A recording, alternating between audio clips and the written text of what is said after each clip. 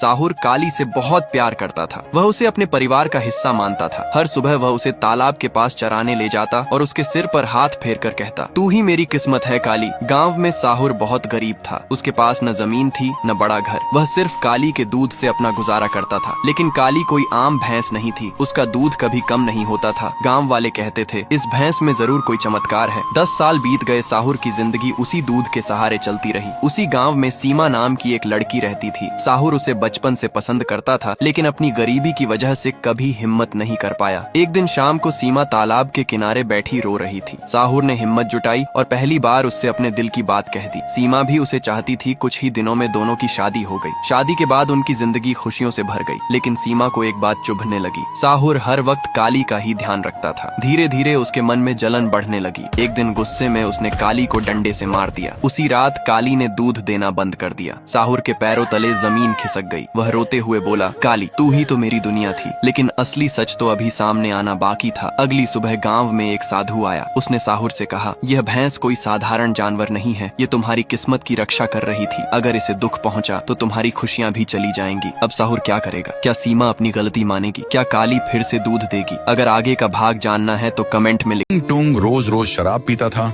और फिर अपने घर जाता था। उसकी एक प्यारी बहन थी, पीहू, जिससे वह बहुत प्यार करता था। वह रोज उसे कॉलेज छोड़ने जाता और शाम को वापस लेने भी जाता था। रोज की तरह आज भी टुंग टुंग अपनी बहन को कॉलेज छोड़ने गया। वहाँ पहुँचने के बाद पीहू ने कहा, भैया आज मेरी एक्स्ट्रा क्लास है, तो आप मुझे 2 बजे की जगह शाम 5 बजे लेने आ जाना। टुंग टुंग ने कहा, ठीक है, और वहाँ से चला गया। घर पहुँचने के बाद टुंग टुंग ने शराब पी ली। जब उसका नशा उतरा तब तक 5 बजे की जगह 7 बज चुके थे। वह जल्दी जल्दी अपनी बाइक उठाकर कॉलेज की तरफ निकल पड़ा। वहाँ पहुँचने के बाद उसने देखा कि कॉलेज बंद हो चुका है। वहाँ खड़े चौकीदार से उसने पूछा, क्या मेरी बहन पीहू अभी भी यहीं है? चौकीदार ने कहा, नहीं, वह तो 5 बजे ही यहाँ से चली गई थी। टुंग टुंग को अब टेंशन होने लगी, क्योंकि पीहू न तो कॉलेज में थी और न ही अपने घर पहुँची थी। उसने उसे हर जगह ढूंढा, लेकिन वह नहीं मिली। धीरे धीरे 6 महीने बीत गए। एक शाम जब टुंग टुंग उदास अपने बिस्तर पर लेटा था, तभी उसे एक आवाज सुनाई दी, भैया भैया भैया। वह झट से उठकर बैठ गया। उसने देखा कि सामने पीहू खड़ी है, लेकिन उसका चेहरा पूरी तरह बदल चुका है। उसने रोते हुए कहा, भैया जिस दिन आप मुझे कॉलेज छोड़कर आए थे,